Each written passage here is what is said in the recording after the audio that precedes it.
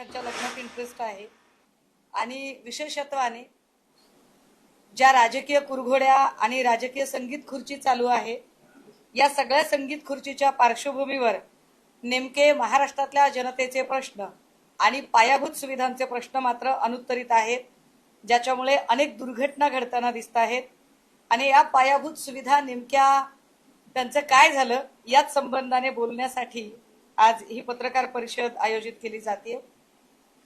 आपल्या सगळ्यांना कल्पना आहे की 2024 नोव्हेंबरला इलेक्शन झालं, आधी लोकसभा इलेक्शन झालं आणि त्यानंतर नोव्हेंबरमध्ये विधानसभा इलेक्शन झालं आणि या विधानसभा निवडणुकीच्या म्हणजे लोकसभा निवडणूक संपल्यानंतर अवघ्या 2 महिन्यात अचानक महाराष्ट्र सरकारला स्वप्न पडलं की महाराष्ट्रातल्या सगळ्या महिला त्यांच्या लाडक्या बहिणी आहेत आणि या लाडक्या बहिणींना आपण काही देणं लागतो आणि मग त्यांनी दरमहा 1500 रुपये देऊ केले। हे दरमहा 1500 रुपये हे नेमके विधानसभा निवडणुकीच्या तोंडावर देण्यात आले आणि ही योजना चालू झाली। मात्र ही योजना इतक्या घाईघाईने केली गेली की या योजनेमध्ये काही त्रुटी असू शकतात, अंमलबजावणी पातळीला काही उणिवा असू शकतात किंवा यामुळे शासकीय तिजोरीवर काही ताण पडू शकतो, याचा कुठलाही अभ्यास न करता महाराष्ट्र सरकारमध्ये बसलेल्या लोकांनी आणि सोकॉल्ड गावठी चाणक्यांनी ज्या पद्धतीने ही योजना राबवण्याचा प्रयत्न केला, जी घाई या योजना राबवण्यामध्ये केली, त्यामध्ये आता खूप मोठा भुर्दंड महाराष्ट्राच्या जनतेला भरावा लागत आहे। हे फार विशेष आहे की निवडणुकीच्या आधी 2.25 कोटी महिला याच्या लाभार्थी होत्या आणि हळूहळू म्हणजे आधी विधानसभा झाली, मग जिल्हा परिषद झाली, मग महापालिका झाली आणि आता पगारी मतदारांची गरज तेवढी उरली नाही। जे 1500 रुपये दरमहा देऊन काय केलं सरकारने तर पगारी मतदार आपल्या बाजूने वळवण्याचा प्रयत्न केला आणि या पगारी मतदारांची गरज उरली नाही म्हटल्यावर या सगळ्यांना मग हळूहळू वेगवेगळे निकष दाखवत कपात केली गेली।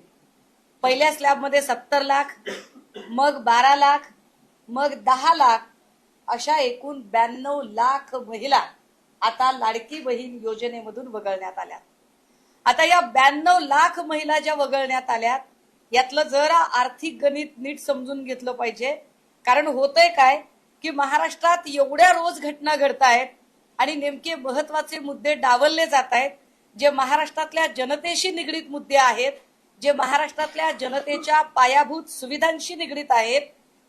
कॅगने म्हणजे जे राज्याचं ऑडिट ठेवणारे जे लोक आहेत, महालेखा परीक्षक आणि नियंत्रक, कॅगने ज्या आकडेवारी आणलेल्या आहेत समोर त्या अत्यंत धक्कादायक आहेत।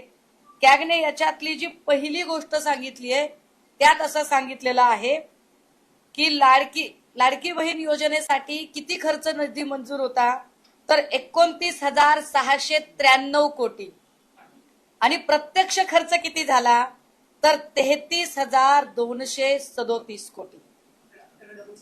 मी आकडा पुन्हा एकदा सांगते, मंजूर खर्च होता 29,693 कोटी आणि प्रत्यक्षात खर्च किती केले दाखवले तर 33,237 कोटी। फरक कितीचा येतोय 3,541 कोटी।